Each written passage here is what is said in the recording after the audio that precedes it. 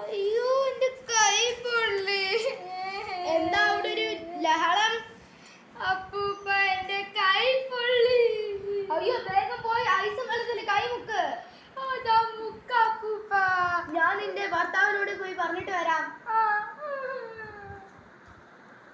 പോയി ഇനി പോയി പറഞ്ഞും തേങ്ങ മാങ്ങ ചക്ക അതൊന്നും എനിക്ക് അറിഞ്ഞൂടാ. കാശൊക്കെ ഇരിക്കാം. എന്താ തൊക്കെ വഴി പിടിക്കില്ലേ?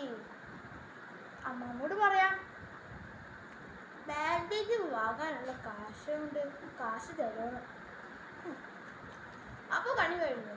അല്ലെങ്കിൽ മരുന്ന് വാങ്ങാനാന്ന് പറഞ്ഞാൽ അമ്മമ്മോട് കഷായിട്ട് അടിച്ച് കുടിപ്പിക്കന്നെ. അപ്പൊ പിന്നെ എന്റെ ബ്യൂട്ടി മുഴുവൻ പോവും.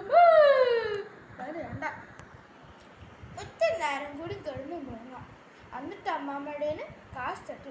അമ്മാമ്മയ്ക്ക് അറിയില്ലല്ലോ ഇത് വിഷ പറ്റില്ലെന്ന്. അടുത്ത സിനിമയ്ക്ക് പോക്ക്, ടൂറ് പോക്ക്, എന്താ പറയാ വൈമാള ശബമാള കുന്തത്തേക്ക് പോക്ക്, പിന്നെ ചന്തയിൽ പോക്ക്, പിന്നെ പൊട്ടുമങ്ങല്, എല്ലാ കാര്യങ്ങളും കഴിഞ്ഞിട്ട് ഞാൻ സുഖ ദുഃഖ ശ്രമജായം.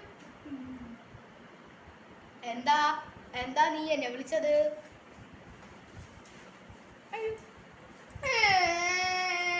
എന്താ പറ്റിയത്?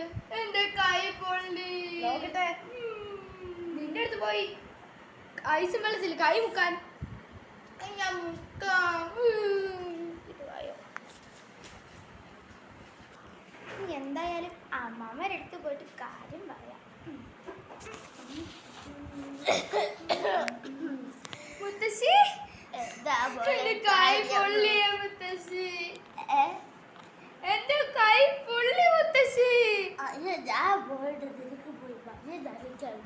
അയ്യോ വേണ്ട വേണ്ട, എനിക്ക് ഇത്തിരി കാശ് തന്നാ മതി. എന്തിനാ? മരുന്നുണ്ടല്ലോ. മരുന്ന് വേണ്ട മുത്തശ്ശി, എനിക്ക് ബാൻഡേജ് മതി. ബാൻഡേജ് ആകുമ്പോ നല്ല സുഖായിരിക്കും. സുഖം എന്നൊക്കെ പറയുമ്പോ എന്താ പറയാ, അമ്മൂമ്മയുടെ മരുന്നൊക്കെ ഉണ്ടാക്കത്തിൽ പാടല്ലേ. അപ്പൊ എന്തായാലും ബാൻഡേജ് പാൽ ചൊട്ടിച്ച് കഴിഞ്ഞാൽ അത് പെട്ടെന്ന് അസുഖം മാറും.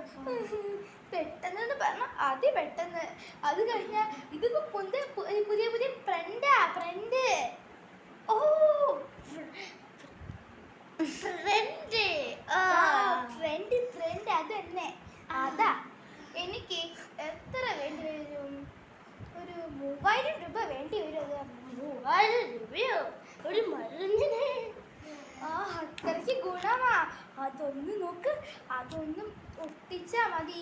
അപ്പൊ നമ്മുടെ എല്ലാ വേദനയും മാറും. അമ്മാമ്മയുടെ മരുന്നിനെ കാറ്റും അടിപൊളിയാ. എന്നാ പിന്നെ പൈസ കേട്ടോ.